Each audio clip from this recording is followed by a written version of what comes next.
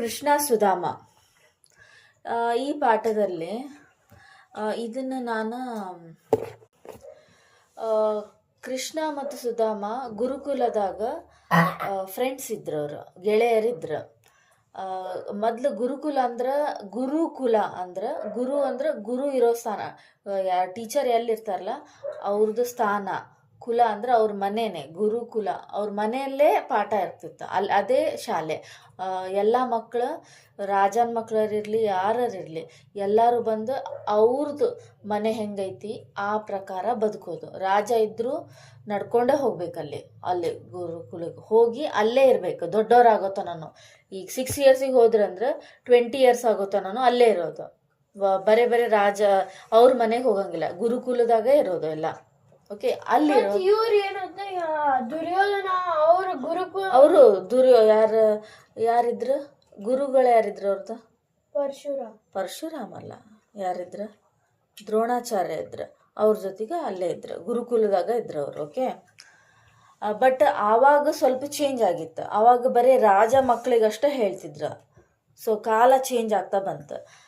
But generally ಗುರುಕುಲ ಅಂದ್ರೆ ಈಗ ರಾಮಾಯಣದಾಗ ಆಮೇಲೆ ಕೃಷ್ಣ ಹೋಗಿದ್ದಲ್ಲ ಗುರುಕುಲ.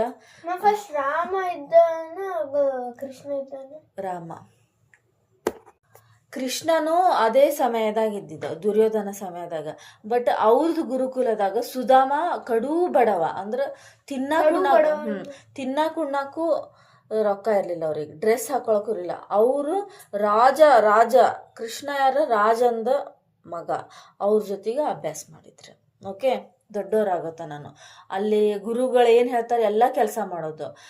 ಒಲಿ ಹಚ್ಚೋದು, ಕಸ ಹೊಡೆಯೋದು, ಅಂದ್ರೆ ಇದು ಕಟ್ಟಿಗೆ ತಂದದು. ಅವಾಗೆಲ್ಲ ಗ್ಯಾಸ್ ಇರ್ತಿದ್ದಿಲ್ಲಲ್ಲ, ಸ್ಟವ್ ಎಲ್ಲ ಕಟ್ಟಿಗೆ ತಂದು ಅದಕ್ಕೆ ಗುರುಮಾತಾಗೆಲ್ಲ ಸಹಾಯ ಮಾಡ್ದೋದು ಎಲ್ಲ.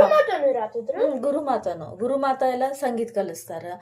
ಹಂಗ ಸಂಗೀತ ಎಕ್ಸ್ಟ್ರಾ ಅವ್ರ ಮನೆಗೆ ಇರೋದು. ಅದಕ್ಕೆ ಗುರುಕುಲ ಅಂತ ಹೇಳ್ತಾರೆ. ಕುಲ ಅಂದ್ರೆ ಅಲ್ಲ, ಗುರುಮಾತ ಏನ್ ಮಾಡ್ತಾರ ಅದನ್ನೇ ತಿನ್ನೋದು ಎಲ್ಲಾರು. ಗುರುಮಾತ ಏನ್ ಮಾಡ್ತಾರ ಅದ. ಸೊ ಸುಧಾಮ ಮತ್ತು ಕೃಷ್ಣ ಬಾಳ ಒಳ್ಳೆ ಗೆಳೆಯರಾಗಿದ್ರ. ಕೃಷ್ಣ ದೊಡ್ಡವನಾದ್ಕೂಳೆ ಬೇರೆ ಇದ್ರಲ್ಲ, ಬಲರಾಮನು ಇದ್ದ. ಕೃಷ್ಣನ ಅಣ್ಣ ಬಲರಾಮ, ಸುಧಾಮ, ಆಮೇಲೆ ಬೇರೆ ಮಕ್ಕಳು ಇದ್ರೇನ. ಸುಧಾಮನ ಅಣ್ಣ ಅಲ್ಲ, ಕೃಷ್ಣನ ಅಣ್ಣ ಬಲರಾಮ, ಸುಧಾಮ, ಮತ್ ಬೇರೆ ಮಕ್ಕಳು ಇದ್ರು. ಇವ್ರು 3 ಮಂದಿ ಬಾಳ ಒಳ್ಳೆ ಗೆಳೆಯರಾಗಿದ್ರ. ಕೃಷ್ಣ ದೊಡ್ಡವನಾದ್ಕೂಳೆ ಮಹಾರಾಜ ಆತನ. ಯಾಕಂದ್ರ ಅಪ್ಪಾಜಿ ಬಲರಾಮನು